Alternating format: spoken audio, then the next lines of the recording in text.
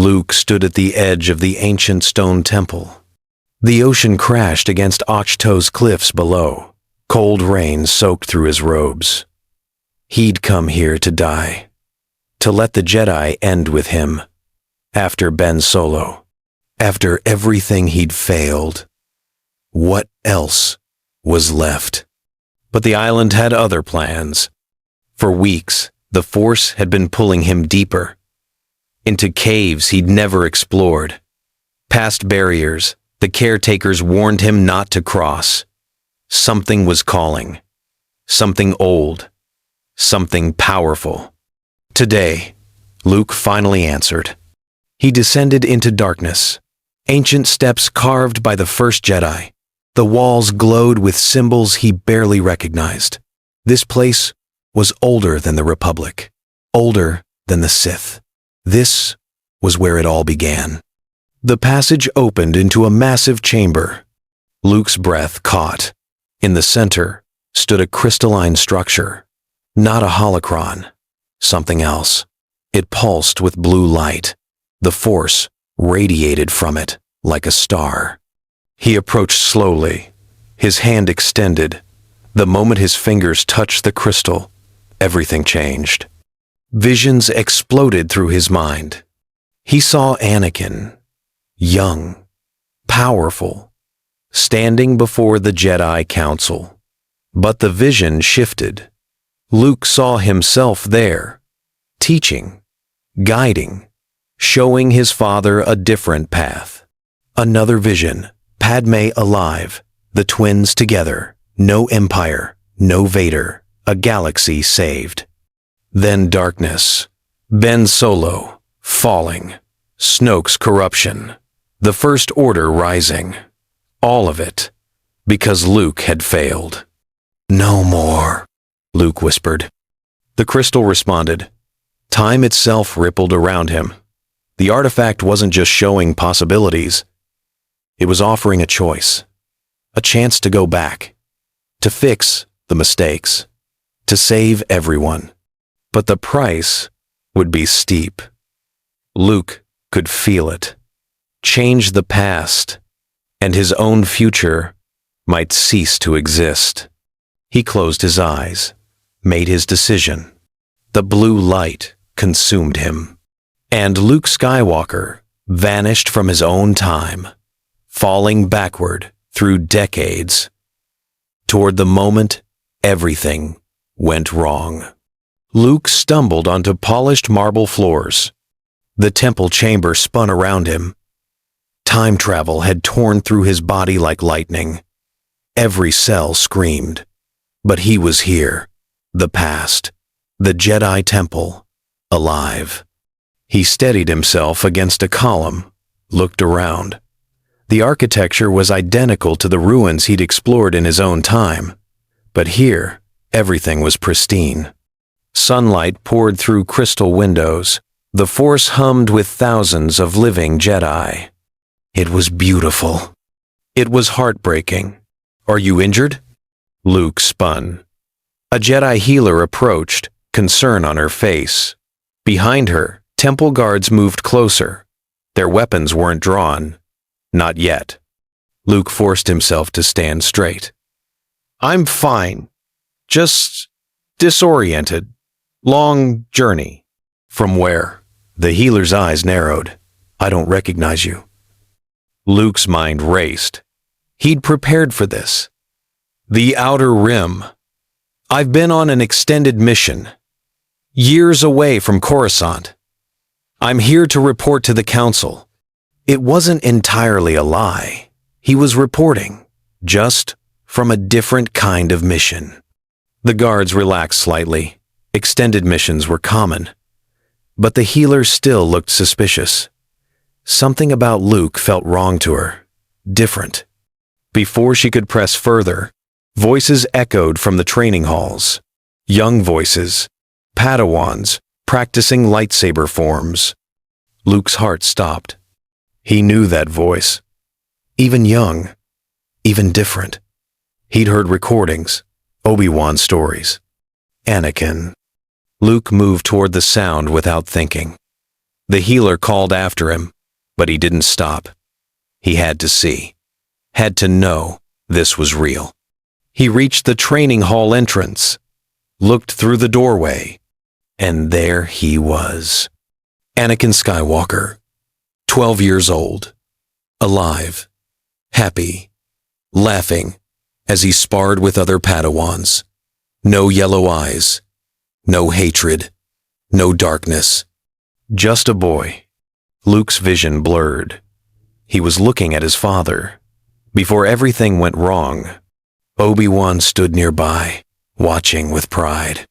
Neither of them knew what was coming, but Luke did, and he was going to change it. Luke found Anakin alone in the meditation gardens.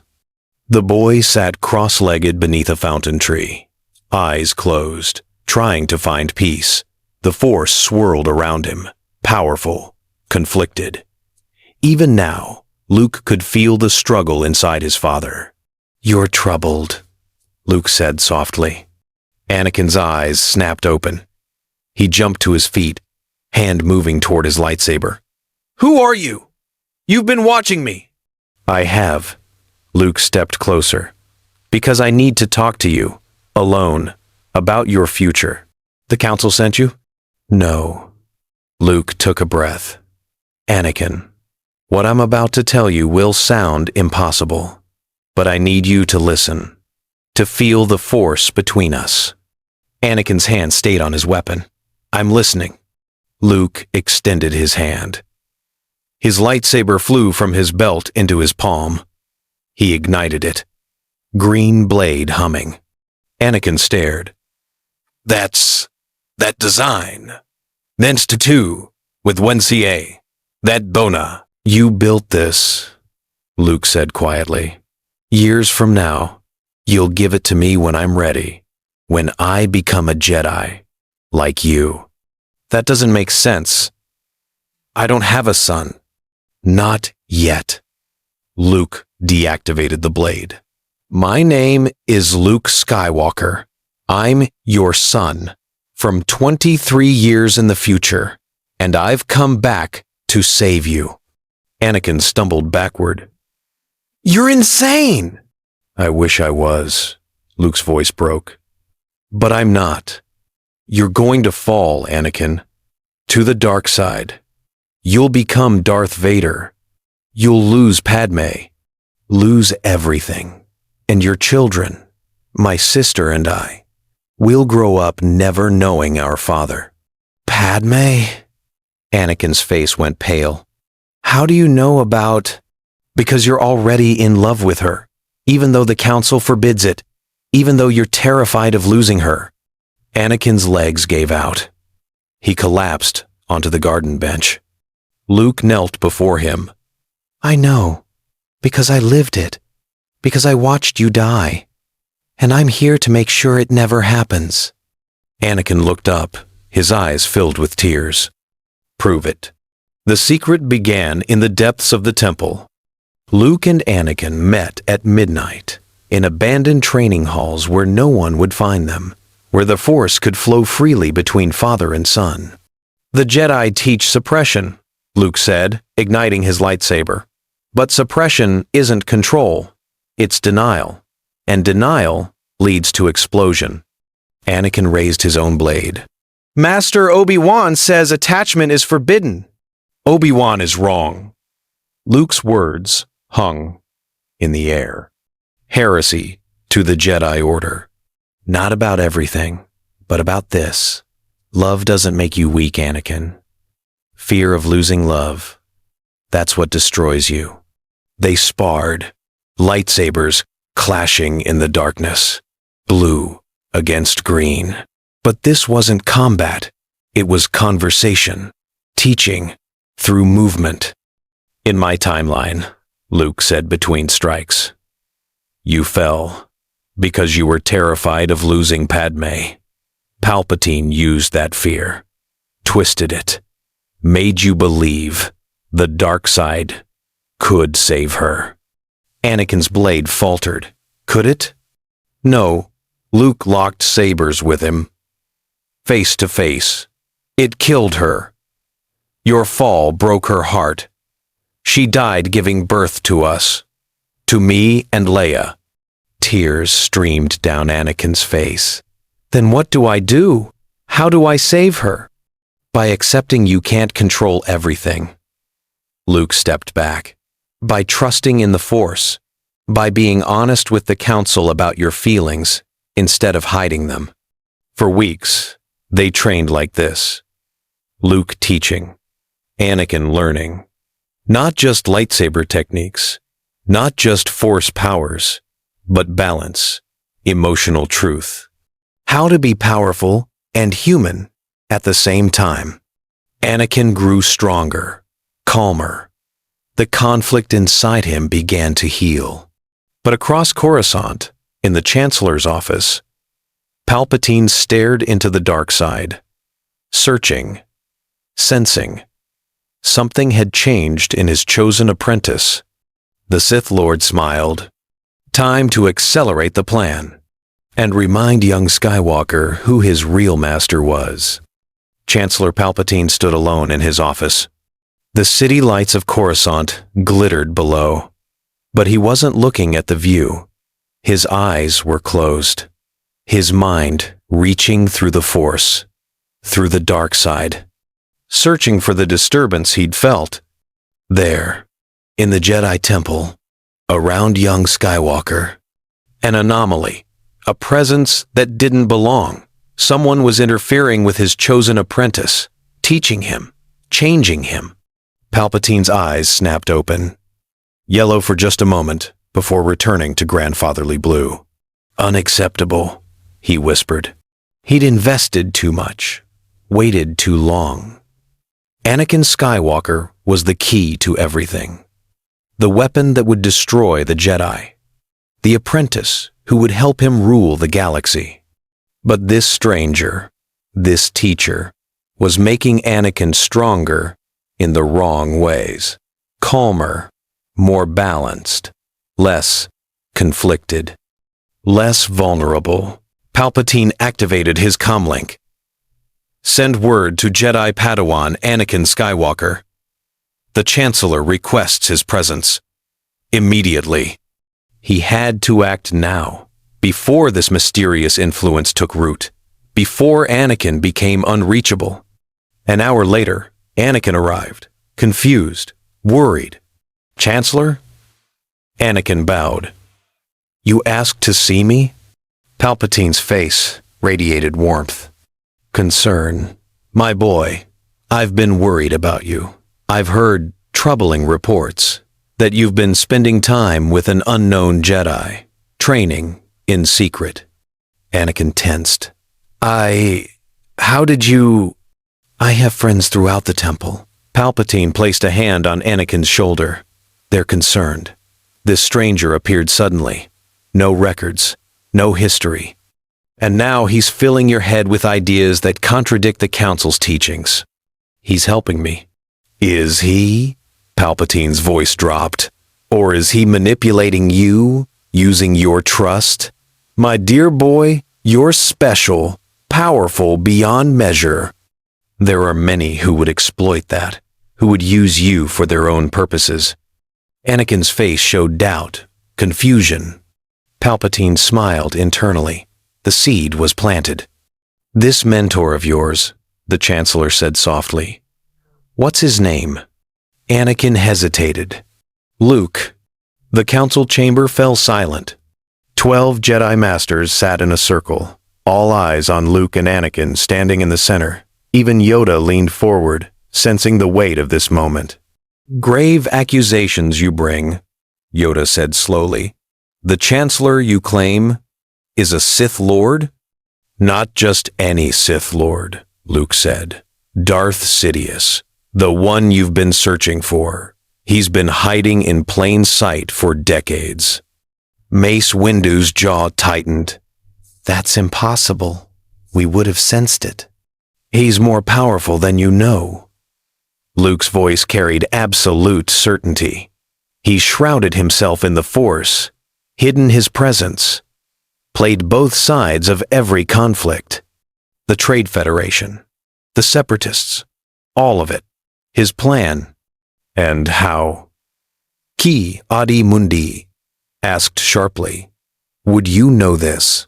Quote. Luke took a breath. Because I've lived through what happens if you don't stop him now. I'm from the future, 23 years from now, and in my timeline, Palpatine wins. He destroys the Jedi Order. Every single one of you dies. He creates an empire that rules through fear for decades. The council erupted. Voices overlapping. Disbelief. Anger. Confusion. Silence! Mace's voice cut through the chaos. Anakin stepped forward. Masters, I know this sounds insane, but Luke has proven everything to me. Through the Force. Through visions. Through knowledge only my son from the future could possess. His voice broke, and I felt it. When the Chancellor spoke to me yesterday, the manipulation, the dark side, it was there. Yoda closed his eyes, reached deep into the Force, searching, sensing. His eyes snapped open, green and ancient and horrified. Right, he is, Yoda whispered. A Sith Lord, Palpatine is. Hidden, he has been. But now, clear it becomes. Mace stood. Then we end this. Now, we arrest the Chancellor immediately. No. Luke's words stopped them all. If you walk into his office unprepared, he'll kill you. All of you. He's that powerful. Mace's hand moved to his lightsaber. Then we go prepared, and we go together. They moved through the Senate building like an army. Mace Windu led. Behind him, Ki-Adi Mundi, Kit Fisto, Agen Kolar, Sae Tiin, the Council's greatest warriors, and beside them, Luke and Anakin Skywalker, father and son, united. Senators fled as they passed. Whispers spread like wildfire. The Jedi were marching on the Chancellor. He knows we're coming, Luke said quietly. Mace's jaw tightened. Good. Let him prepare. It won't save him. They reached the Chancellor's office. The doors were open, waiting. Palpatine sat behind his desk, smiling, calm, as if welcoming old friends. Master Windu, he said warmly, and so many distinguished Jedi. To what do I owe this unexpected visit? You're under arrest, Mace stated, for treason against the Republic, for manipulating the Senate, for serving the Sith. Palpatine's smile widened. The Sith? My dear Jedi, I think you've been misled. Perhaps by this mysterious stranger who appeared so suddenly? His eyes locked on Luke. This time traveler who fills young Skywalker's head with lies? They're not lies, Anakin growled. I've felt your darkness. Have you? Palpatine stood slowly. Or have you felt fear? Confusion? Tell me, Anakin, who do you trust more? The Chancellor who's guided you for years? Or the stranger who claims to be your son? Anakin ignited his lightsaber, blue blade blazing. I trust my family. Luke's green blade joined his father's, both Skywalkers ready. Palpatine's face shifted. The warmth vanished. His eyes turned yellow, Sith eyes, full of hatred and power. How disappointing, he hissed. His hands moved, not for a weapon, for a communicator on his desk. One press, one signal, and across Coruscant, in military bases and clone barracks, a command activated. Order 66. The Jedi Purge had begun, but too early, unplanned, desperate, which meant some Jedi might survive. And that changed everything. Palpatine's body crumbled to ash. The combined power of Luke and Anakin had been too much. The Sith Lord's lightning had turned back on him, consumed him, destroyed him completely. Silence filled the Chancellor's office. Smoke, burning, victory. Mace Windu lowered his lightsaber, breathing hard, alive. They'd won. Across the city, emergency transmissions went out. The Council countermanding Order 66, stopping the purge before it spread beyond Coruscant. Thousands of Jedi survived. The Order would endure. The Republic was saved. Anakin turned to Luke, relief flooding his face. We did it. Father and son, we actually. He stopped. His smile vanished. Luke was flickering. No, Anakin whispered. Luke looked down at his hands. They were translucent, fading in and out like a dying hologram. He understood immediately. The timeline was correcting itself. The paradox, he said softly. If you don't fall, if the Empire never rises, if I grow up with you, then you never come back. Anakin finished. Horror filled his eyes. No, there has to be another way. There isn't. Luke smiled through forming tears. This is how it was always meant to be. I came here to save you, to give you the choice I never had. And you chose right. Anakin grabbed for his hand. His fingers passed through. I just found you, Anakin choked. I can't lose you before. You're not losing me. Luke's voice was fading now. You're saving me. The real me. The one who'll grow up knowing his father. Who'll train as a Jedi by your side. Who'll never know war or empire or Vader. He was barely visible now. Just a shimmer in the smoke. I'll see you soon, Dad. In about 23 years. Luke Skywalker vanished. And across the galaxy, in a peaceful apartment on Naboo, Padme Amidala smiled. She just felt her babies move for the first time. Both of them, strong in the Force. And their father would be there to raise them,